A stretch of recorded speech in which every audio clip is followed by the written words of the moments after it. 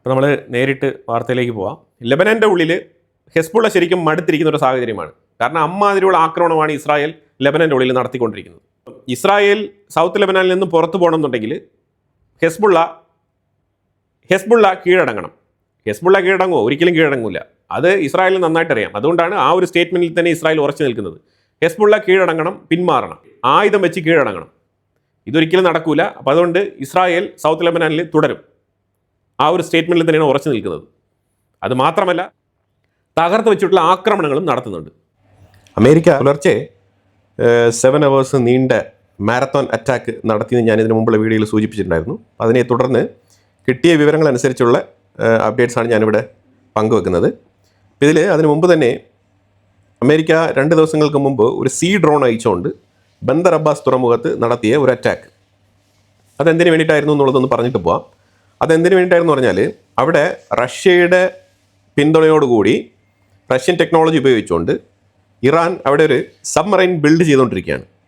ആ സബ്മറൈൻ അവിടെ ഉണ്ട് എന്ന് കണ്ടെത്തിയതിനെ തുടർന്നാണ് പണി പൂർത്തിയാകാൻ വേണ്ടിയിട്ട് ആ റെഡി ആയിട്ടിരിക്കുന്ന ആ ഒരു മൊമെൻറ്റിൽ ഓൾമോസ്റ്റ് കംപ്ലീറ്റഡ് സ്റ്റേജിലിരിക്കുകയായിരുന്നു ആ സബ്മറൈൻ. ആ സബ്മറൈന് മേളിലാണ് ഈ ഒരു അറ്റാക്ക് നടത്തിയത്. അവിടെയാണ് കൃത്യമായിട്ട് ഈ ഒരു പൊട്ടിത്തെറി സംഭവിച്ചതായിട്ടുള്ള വെളിപ്പെടുത്തൽ സെൻകോം ഇന്ന് പുറത്തു പറഞ്ഞിട്ടുണ്ട്. അല്ലാതെ വെറുതെ സീ ഡ്രോൺ കൊണ്ടുപോയിട്ട് അവിടെ പൊട്ടിത്തെറിപ്പിക്കുക അല്ല അമേരിക്ക ചെയ്തത്. ശരിക്കും കൃത്യമായിട്ടുള്ള പ്രിസൈസ് അറ്റാക്കാണ് അവർ നടത്തിയത്. ഈ സീ ഡ്രോൺ, അമേരിക്ക ഇൻട്രൊഡ്യൂസ് ചെയ്ത സീ ഡ്രോണും 1000 നോട്ടിക്കൽ മൈൽ ഡിസ്റ്റൻസിൽ നിന്നും ഇത് ഡിപ്ലോയ് ചെയ്യാൻ സാധിക്കും. ഇറ്റ് മീൻസ് ഇത് വളരെ ഡേഞ്ചർ ആയിട്ടുള്ള ഒരു വെപ്പണാണ്. ശരിക്കും അമേരിക്കയ്ക്ക് ഇതൊരു മുതൽക്കൂട്ട് തന്നെയാണ്.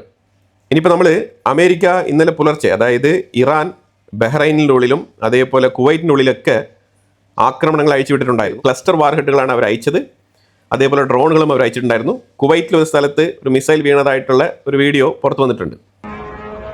എല്ലാം തന്നെ ട്രസ്റ്റഡ് സോഴ്സിൽ നിന്നും കിട്ടുന്ന വാർത്തകൾ തന്നെയാണ്. അപ്പോൾ അങ്ങനെ അമേരിക്കയുടെയും സൗദി അറേബ്യയുടെയും ബഹ്റൈൻ്റെയൊക്കെ എയർഫോഴ്സുകൾ ഈ മിസൈൽ ഇൻ്റർസെപ്റ്റ് ചെയ്യുന്ന പ്രവൃത്തികളൊക്കെ കഴിഞ്ഞിട്ട് പുലർച്ചെ നേരം വെളുക്കുമ്പോൾ അമേരിക്ക ഇറാൻ്റെ ഉള്ളിലേക്ക് ഈ മാരത്തോൺ ഓപ്പറേഷൻ തുടങ്ങി.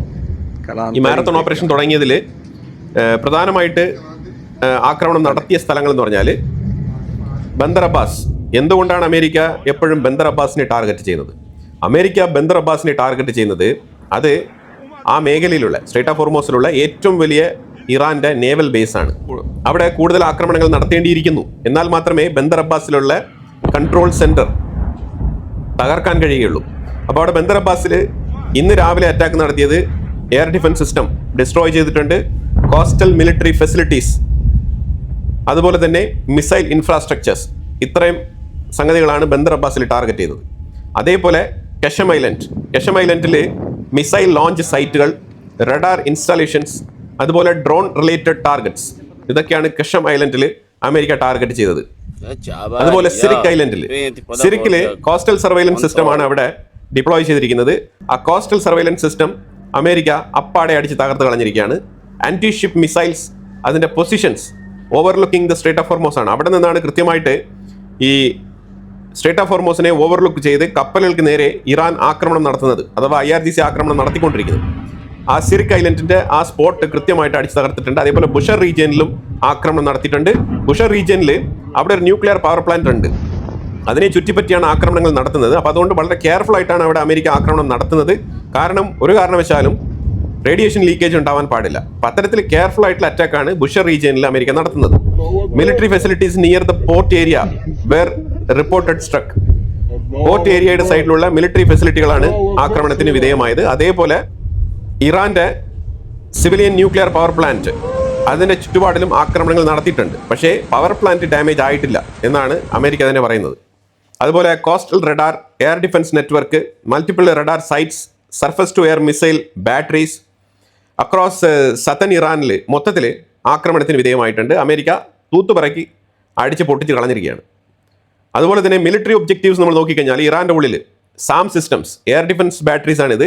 ഇത് അറ്റാക്ക് ചെയ്ത് കളഞ്ഞിട്ടുണ്ട്. Coastal radar and surveillance stations, anti ship cruise missiles batteries, അതുപോലെ തന്നെ drone launcher facilities, missile command and control infrastructure, അതുപോലെ military barracks and logistic site in southern Iran.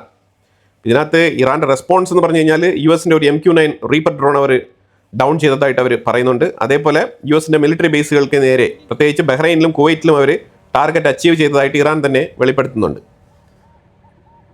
7 മണിക്കൂർ നീണ്ടു നിന്ന മാരത്തോൺ ഓപ്പറേഷൻ ആയിരുന്നു. അത്യാവശ്യം കിട്ടിയ ഫൂട്ടേജസ് എല്ലാം തന്നെ ഞാനിവിടെ ആഡ് ചെയ്തിട്ടുണ്ട്. അതിൽ പ്രത്യേകിച്ച് അമേരിക്ക സ്ട്രേറ്റ് ഓഫ് ഹോർമൂസിൽ സ്മൂത്ത് ട്രാൻസ്പോർട്ടേഷൻ ഉറപ്പ് വരുത്തിയിട്ടുണ്ടെന്ന് പറയുന്നുണ്ട്. പക്ഷേ പരമാവധി നമുക്ക് മനസ്സിലാക്കാൻ പറ്റുന്നത് അമേരിക്ക കപ്പലുകൾക്ക് പ്രൊട്ടക്ഷൻ കൊടുക്കുന്നുണ്ട്. അതുപോലെ തന്നെ കപ്പലുകൾ സ്ട്രേറ്റ് ഓഫ് ഹോർമൂസിനെ കടന്നു വരുന്ന സമയത്ത് അവരുടെ GPS ഓഫ് ചെയ്ത് വെച്ചിട്ട് സ്ട്രേറ്റ് ഓഫ് ഹോർമൂസ് മറികടക്കുന്നതായിട്ടുള്ള വാർത്തകളാണ് ഇപ്പം വന്നുകൊണ്ടിരിക്കുന്നത്. അതായത് നിങ്ങൾ ഞാൻ വെച്ചിരിക്കുന്ന ഈ ഒരു ഫൂട്ടേജ് ശ്രദ്ധിച്ച് നോക്കി കഴിഞ്ഞാൽ മനസ്സിലാക്കാൻ പറ്റും. ഈ പേർഷ്യൻ ഗൾഫ് റീജിയനിൽ നല്ല രീതിയിലുള്ള ട്രാഫിക് അനുഭവപ്പെടുന്നുണ്ട്. പക്ഷേ സ്ട്രേറ്റ് ഓഫ് ഹോർമൂസ് എന്ന് പറഞ്ഞാൽ ആ ഒരു സ്ട്രൈറ്റിലേക്ക് എത്തുമ്പോഴത്തേക്കും കപ്പലുകൾ ഡിസപ്പിയർ ആവുകയാണ്. അത് കഴിഞ്ഞിട്ട് പിന്നീട് സ്ട്രേറ്റ് ഓഫ് ഹോർമൂസ് കഴിഞ്ഞിട്ട് ആ കപ്പലുകൾ GPS ഓൺ ചെയ്യുന്നുണ്ട്. അപ്പോൾ ഇപ്പുറത്തും കപ്പലുകൾ മൂവ് ചെയ്യുന്നതായിട്ട് നമുക്ക് കാണാൻ കഴിയുന്നുണ്ട്. പക്ഷേ ഓൺലി സ്ട്രേറ്റ് ഓഫ് ഹോർമൂസ് മാത്രം empty ആയിട്ടിരിക്കുന്നത് പോലെയാണ് മനസ്സിലാക്കാൻ പറ്റുന്നത്. അപ്പോൾ ഇത് ഒരുപാട് നാൾ ഈ GPS ഓഫ് ചെയ്തുകൊണ്ടുള്ള ഈ പ്രവൃത്തി നടക്കില്ല. പക്ഷേ ഇപ്പോൾ നിലവിൽ കപ്പലുകളെ അമേരിക്ക കടത്തി വിടുന്നുണ്ട്. അമേരിക്ക പറഞ്ഞ ഒമാൻ റൂട്ടിലൂടെ കടത്തി വിട്ടുകൊണ്ടിരിക്കുകയാണെന്നാണ് ഇപ്പം വാർത്തകൾ വന്നുകൊണ്ടിരിക്കുന്നത്. അപ്പോൾ അതുകൊണ്ടാണ് ട്രംപ് പറഞ്ഞിരിക്കുന്നത് straight of Hormuz open, operation സ്മൂത്തായിട്ട് നടക്കുന്നു എന്ന് അമേരിക്ക വീണ്ടും വീണ്ടും ആവർത്തിച്ച് പറഞ്ഞുകൊണ്ടിരിക്കുന്നത്. തീർച്ചയായിട്ടും കപ്പലുകൾ ആക്രമിക്കപ്പെടും. IRGC ഏതെങ്കിലും മാർഗത്തിലൂടെ ആക്രമണങ്ങൾ തുടരുക തന്നെ ചെയ്യും, അത് ഉറപ്പാണ്. IRGCയെ പൂർണ്ണമായിട്ടും അമേരിക്ക ഡിസ്ട്രോയ് ചെയ്യുന്നത് വരെ അവർ ആക്രമണം നടത്തിക്കൊണ്ടിരിക്കും. പൂർണ്ണമായിട്ടും ഡിസ്ട്രോയ് ചെയ്താൽ തീവ്രവാദം എന്നുള്ള നിലയിൽ അവർ സ്ട്രേറ്റ് ഓഫ് ഹോർമൂസിൻ്റെ ഒരു സൈഡിൽ പതിയിരുന്ന് ആക്രമണങ്ങൾ തുടരും. അത് കാലാകാലങ്ങളായിട്ട് തുടരും. കുറേ വർഷങ്ങളെടുത്ത് മാത്രമേ ഈ സ്ട്രേറ്റ് ഓഫ് ഹോർമൂസ് എന്ന് പറയുന്നത് ഒരു സമാധാനപരമായിട്ടുള്ള ഒരു ട്രാൻസ്ഷിപ്മെൻറ്റ് മേഖലയായിട്ട് മാറുകയുള്ളൂ. ഇനി അതാണ് മനസ്സിലാക്കേണ്ടത്. ഇറാൻ്റെ ഉള്ളിൽ അവിടെ പാർലമെൻറ്റിൻ്റെ ഉള്ളിൽ പൊളിറ്റിക്കൽ അട്ടിമറിക്ക് വേണ്ടിയിട്ട് 2 ഗ്രൂപ്പുകൾ അവിടെ വടംവലി നടത്തുകയാണ്. മുജ്തബ ഖൊമേനി അയാൾ ഇതുവരെ പുറത്തു പോലും വന്നിട്ടില്ല, എന്നാലും അയാളെ അനുകൂലിക്കുന്ന ഒരു വിഭാഗവും അതുപോലെ തന്നെ മറ്റൊരു നേതാവിനെ IRGCയുടെ തന്നെ ഇതുവരെ പേര് വെളിപ്പെടുത്താതെ മറ്റൊരു നേതാവിനെ സപ്പോർട്ട് ചെയ്തുകൊണ്ട് ഒരു ടീം മുജ്തബ ഖൊമേനി ടീമിനെതിരെ ഇപ്പുറത്ത് അണിനിരക്കുന്നുണ്ട്. അതുപോലെ തന്നെ ബലൂചിസ്ഥാൻ മേഖലയിൽ ബലൂചിസ്ഥാൻ ലിബറേഷൻ ആർമി സെപ്പറേറ്റ് ആയിട്ട് കറൻസിയും ആ രാജ്യത്തിൻ്റെ ഫ്ലാഗും പ്രഖ്യാപിച്ചിരിക്കുകയാണ്. ബലൂചിസ്ഥാൻ ലിബറേറ്റ് ചെയ്യപ്പെട്ടു എന്നാണ് അവർ പ്രഖ്യാപിച്ചിരിക്കുന്നത്. നമ്മൾ ഇതുമായിട്ട് ബന്ധപ്പെട്ട ഒരു വാർത്ത ഇന്നലെ ഞാൻ സൂചിപ്പിച്ചിട്ടുണ്ടായിരുന്നു. അതായത് ഇൻസൈറ്റ്സ് മലയാളം ഗ്ലോബലിലാണ് പറഞ്ഞിട്ടായിരുന്നത്. പാകിസ്ഥാൻ്റെ പാർലമെൻറ്റിൻ്റെ ഉള്ളിൽ അസിം മുനീറിനെതിരെ യൂണിഫോം ഊരി വെച്ചിട്ട് പോടോ എന്ന് പറഞ്ഞിട്ട് ഒരു പാകിസ്ഥാൻ്റെ MP പറഞ്ഞിട്ടുണ്ടായിരുന്നു. അത് ഖൈബർ പഖ്തൂൺവ ബലൂചിസ്ഥാൻ മേഖലകളെ ഉദ്ധരിച്ചുകൊണ്ടാണ് അയാൾ പറഞ്ഞത്. 2 പ്രൊവിൻസുകളെയും കൺട്രോൾ ചെയ്യാൻ പറ്റാത്ത നിലയിൽ ഫുൾ ഗ്രിപ്പ് നഷ്ടപ്പെട്ടിരിക്കുന്ന പാകിസ്ഥാൻ, അതാണ് പുള്ളിക്കാരനോട് എടുത്തു പറഞ്ഞത്. അത് ഓൾമോസ്റ്റ് കൺഫേം ചെയ്യുന്ന രീതിയിലാണ് ഇന്ന് ബലൂചിസ്ഥാൻ്റെ ഉള്ളിൽ നിന്ന് വാർത്തകൾ വരുന്നത്. ബലൂചിസ്ഥാൻ ഒരു ലിബറേറ്റഡ് സ്റ്റേറ്റ് ആയിട്ട് അവർ സ്വയം പ്രഖ്യാപിച്ചിരിക്കുകയാണ്. ഇത് തീർച്ചയായിട്ടും പാകിസ്ഥാൻ്റെ ആർമി അങ്ങോട്ട് അണിനിരക്കും. പാകിസ്ഥാൻ്റെ ഉള്ളിൽ ബലൂചിസ്ഥാൻ എന്ന് പറഞ്ഞാൽ ആ ഒരു രാജ്യത്തിൻ്റെ പിറവിയാണോ ഇതെന്ന് ചോദിച്ചു കഴിഞ്ഞാൽ അതിനുള്ളൊരു തുടക്കമായിട്ട് വേണമെങ്കിൽ നമുക്ക് ഇതിനെ കരുതാം. അല്ല, നമ്മുടെ മാധ്യമങ്ങൾ പറയുന്നത് പോലെ 2 രാജ്യമായി തീർന്നു എന്നുള്ള രീതിയിൽ ഉറപ്പിക്കത്തക്ക രീതിയിൽ ആയിട്ടില്ല. കാരണം അവർ പ്രഖ്യാപിച്ചിട്ടുണ്ട്. ഇനി കൺഫ്രണ്ടേഷൻ നടക്കും. കൺഫ്രണ്ടേഷൻ എന്ന് പറഞ്ഞാൽ പാകിസ്ഥാൻ്റെ ആർമി അങ്ങോട്ട് മൊത്തത്തിൽ അങ്ങ് ഇറങ്ങും. കൂടോടെ ഇറങ്ങുമ്പോഴത്തേക്കും അങ്ങോട്ടും ഇങ്ങോട്ടും നല്ല രീതിയിൽ ആക്രമണങ്ങൾ നടക്കും. അത് കഴിഞ്ഞിട്ടേ ഒരു ലിബറേഷൻ വരുള്ളൂ യഥാർത്ഥത്തിൽ.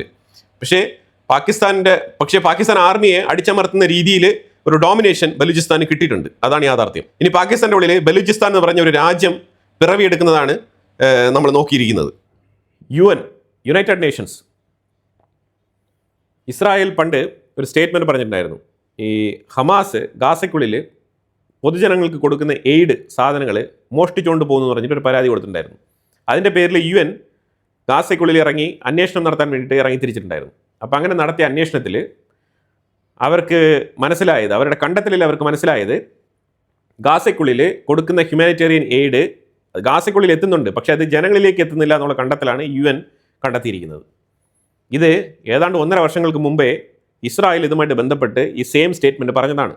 അന്ന് ആരും തന്നെ ഇത് കേൾക്കാൻ തയ്യാറായില്ല. ഇന്നും ഇപ്പോൾ UN ഹമാസിൻ്റെ പേര് പറഞ്ഞിട്ടില്ല. ഹമാസ് ഇത് ലൂട്ട് ചെയ്യുന്നു, മോട്ടിച്ചുകൊണ്ട് പോകുന്നൊന്നും അവർ പറഞ്ഞിട്ടില്ല. അത് പറയാൻ തയ്യാറാകുന്നില്ല. അവർ ഹമാസിൻ്റെ പേര് പറയത്തുമില്ല. എങ്കിൽ ഹമാസിന് അനുകൂലമായി പ്രവർത്തിക്കുന്ന ആൾക്കാർ UN-ലുണ്ട്. അതുകൊണ്ട് തന്നെയാണ് ഇത് സംഭവിക്കുന്നത്. അപ്പോൾ ഞങ്ങൾ ഒന്നുകൂടെ ഡീറ്റെയിൽ ആയിട്ട് ഇതുമായിട്ട് ബന്ധപ്പെട്ട് പഠനം നടത്തട്ടെ എന്നാണ് UN വീണ്ടും പറഞ്ഞിരിക്കുന്നത്. എന്ത് കോമഡിയാണെന്നും. ഹമാസ് എയ്ഡ് സാധനങ്ങൾ ലൂട്ട് ചെയ്തുകൊണ്ട് പോകുന്നത് വീഡിയോ ഫുട്ടേജ് സഹിതം ഇസ്രായേൽ അന്ന് വെളിപ്പെടുത്തിയതാണ്. വീഡിയോ ഫുട്ടേജ് വേണമെങ്കിൽ ഞാൻ ഒന്നുകൂടെ ഷെയർ ചെയ്യാം. ഈ ഫുട്ടേജ് 1.5 വർഷത്തിന് മുമ്പ് ഇസ്രായേൽ ഷൂട്ട് ചെയ്ത് എയർ ചെയ്തതാണ്. എന്നിട്ടും UN ഇതുവരെ കൺവിൻസ് ആയിട്ടില്ല. ഇപ്പോഴും അവർ പറഞ്ഞുകൊണ്ടിരിക്കുന്നത് എയ്ഡ് സാധനങ്ങൾ ഗാസയിൽ എത്തുന്നുണ്ട്, പക്ഷേ ജനങ്ങളിൽ എത്തുന്നില്ല. അപ്പോൾ എയ്ഡ് സാധനങ്ങൾ ഗാസയ്ക്കുള്ളിൽ എത്തുന്നു എന്നുള്ളത് അവിടെ ഇസ്രായേലിൻ്റെ മേലൊരു ബ്ലെയിം ഇല്ല. കാരണം ഇസ്രായേൽ കൃത്യമായിട്ട് എയ്ഡ് സാധനങ്ങൾ ഗാസയ്ക്കുള്ളിൽ എത്തിക്കുന്നുണ്ട്. അവിടുന്ന് ഡിസ്ട്രിബ്യൂഷൻ ചെയ്യുന്ന സമയത്താണ് ഈ പ്രശ്നം സംഭവിച്ചിരിക്കുന്നത്. അപ്പോൾ അത് കൃത്യമായിട്ട് എത്തുന്നില്ല. സോ അവിടെ ഒരു ലൂട്ടിങ് നടക്കുന്നുണ്ട്.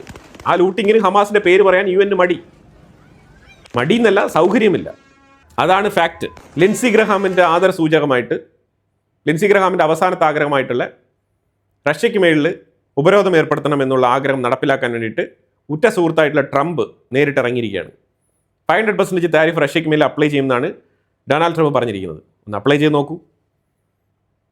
ഡൊണാൾഡ് ട്രംപ് സാർ, ഈ ഡയലോഗ് അല്ല വേണ്ടത്. നിങ്ങൾ 500% താരിഫ് അപ്ലൈ ചെയ്ത് അത് നടപ്പിലാക്കിയിട്ട് വന്നിട്ട് ഈ ഡയലോഗ് പറയൂ. ലിൻസി ഗ്രഹാം എൻ്റെ ഉറ്റ സുഹൃത്താണ്, പുള്ളിയുടെ അവസാനത്തെ ആഗ്രഹം നടപ്പിലാക്കാൻ വേണ്ടിയിട്ട് ഞാൻ റഷ്യയ്ക്ക് മേലിൽ 500% താരിഫ് വിധിച്ചിരിക്കുകയാണ് എന്നുള്ള ആ ഒരു ഉത്തരവ് പാസ്സാക്കിയിട്ട് നിങ്ങളൊന്ന് പറയൂ. സമാധാനത്തിൽ പറഞ്ഞാൽ മതി, ഒരു കുഴപ്പമില്ല. പാസ്സാക്കിയിട്ട് 5 ദിവസം കഴിഞ്ഞോ ഒരാഴ്ച കഴിഞ്ഞോ പറഞ്ഞാൽ മതി. പക്ഷേ പാസ്സാക്കണം. അല്ലാതെ ഇടയ്ക്കിടയ്ക്ക് പുട്ടിനുമായിട്ട് ടെലിഫോൺ കോളിൽ സംസാരിച്ചിട്ട് ഉക്രൈനിട്ടുള്ള പണിയെല്ലാം കൊടുത്തിട്ട് ഞാൻ 500% താരിഫ് റഷ്യയ്ക്ക് മേലിൽ ഇടാൻ പോവാണെന്നൊക്കെ പറഞ്ഞു കഴിഞ്ഞാൽ അതാരും വിശ്വസിക്കില്ല. ഇങ്ങനെ സ്റ്റേറ്റ്മെൻ്റ് ആയിട്ട് ഇങ്ങനെ പറഞ്ഞുകൊണ്ടാക്കാം. ഇപ്പം നിലവിൽ ഇറാൻ ബഹ്റൈൻ്റെ മേളിൽ ആക്രമണം നടത്തിക്കൊണ്ടിരിക്കുകയാണ്. അതേപോലെ അടുത്ത Houthi Saudi Arabia back to back ആക്രമണത്തിന് സാധ്യതയുണ്ട്. ഇസ്രായേൽ ഇറാൻ്റെ മേളിൽ വീണ്ടും ആക്രമണം നടത്താനുള്ള പോസിബിലിറ്റീസ് ഉണ്ട്. ഇതാണ് പ്രധാനമായിട്ട് ഈ മിഡിൽ ഈസ്റ്റ് കോൺഫ്ലിക്റ്റിൽ നെക്സ്റ്റ് ലെവലിൽ വരാൻ പോകുന്ന കാര്യങ്ങൾ.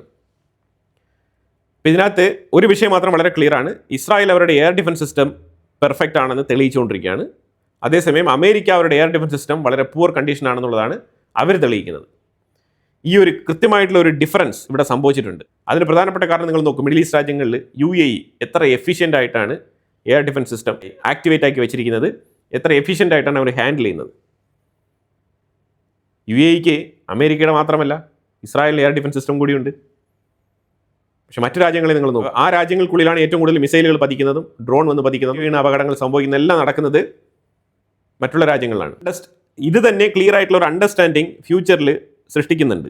ആരുടെ എയർ ഡിഫൻസ് സിസ്റ്റമാണ് മികച്ചത് എന്നുള്ള രീതിയിലുള്ള ഒരു ക്ലാരിറ്റി കൊടുക്കുന്നുണ്ട്. അതാണ് ചെക്ക് റിപ്പബ്ലിക്കിൻ്റെ പ്രൈം മിനിസ്റ്റർ വളരെ വ്യക്തമായിട്ട് പറഞ്ഞു വെച്ചത്, ഞങ്ങൾ ഇസ്രായേലിൻ്റെ എയർ ഡിഫൻസ് സിസ്റ്റം വാങ്ങിക്കാൻ പോവാണെന്നുള്ളത്. ഇതിൽ അമേരിക്കയ്ക്ക് തീർച്ചയായിട്ടും ഇച്ചിരി അസൂയൊക്കെ ഉണ്ടായിട്ട് കാര്യമൊന്നുമില്ല. ഒറ്റൊരു കാര്യം മാത്രം ഞാൻ പറയാം, റഷ്യ ഉക്രൈൻ യുദ്ധം നടക്കുന്നുണ്ട്. റഷ്യ ഫൈറ്റർ ജെറ്റ് എടുത്തുകൊണ്ട് വന്ന് ഉക്രൈൻ്റെ മേളിൽ ബോംബിടുന്നുണ്ടോ? ഇല്ല. എന്തുകൊണ്ടാണ്? അത്തരത്തിലുള്ളൊരു എസ്കലേഷൻ വേണ്ട. അത് റഷ്യയ്ക്കും ദോഷം ചെയ്യും. കാരണം ഉക്രൈനും ഫൈറ്റർ ജെറ്റ് എടുത്തുകൊണ്ട് പോയി റഷ്യയ്ക്ക് മേളിൽ ബോംബിടാനുള്ള സാധ്യതയുണ്ട്. അപ്പോൾ അത് മനഃപൂർവ്വം റഷ്യയും അവോയ്ഡ് ചെയ്യുന്നുണ്ട്. പക്ഷെ നിങ്ങൾ നോക്കൂ, ഒരേ ഒരു രാജ്യം, ഒറ്റൊരു രാജ്യം മാത്രമാണ് ഫൈറ്റർ ജെറ്റ് എടുത്തുകൊണ്ട് പോയിട്ട് പെർഫെക്റ്റ് ആയിട്ട് അമേരിക്ക മാറ്റി നിർത്തു. അമേരിക്ക ഇതിൽ കൂട്ടിച്ചേർക്കേണ്ട ആവശ്യമേ ഇല്ല. അമേരിക്ക ലോക പോലീസാണ്, സൂപ്പർ പവർ ആണെന്ന് അവർ തന്നെ അവകാശപ്പെടുന്ന രാജ്യമാണ്. അമേരിക്ക പോലും അവരുടെ B2 ബോംബറും കാര്യങ്ങളൊക്കെ എടുത്തുകൊണ്ട് പോകുന്നെങ്കിൽ അതിൻ്റെ കംപ്ലീറ്റ് കാര്യങ്ങളൊക്കെ ക്ലിയർ ചെയ്തിട്ട് റൂട്ടൊക്കെ സെറ്റാക്കി വെച്ചിട്ടാണ് പോകുന്നത്. സേഫ് ആണെന്ന് അറിഞ്ഞുകൊണ്ട് എൻട്രി ആകുന്ന എയർഫോഴ്സാണ് അമേരിക്കയുടേത്. പക്ഷേ സേഫ് ആക്കുന്ന എയർഫോഴ്സാണ് ഇസ്രായേൽ. IDF കൃത്യമായിട്ട്, IDFൻ്റെ IAF ഇസ്രായേലി എയർഫോഴ്സ് അവർ പക്കയാണ്. പക്ക എന്ന് പറഞ്ഞാൽ പക്ക.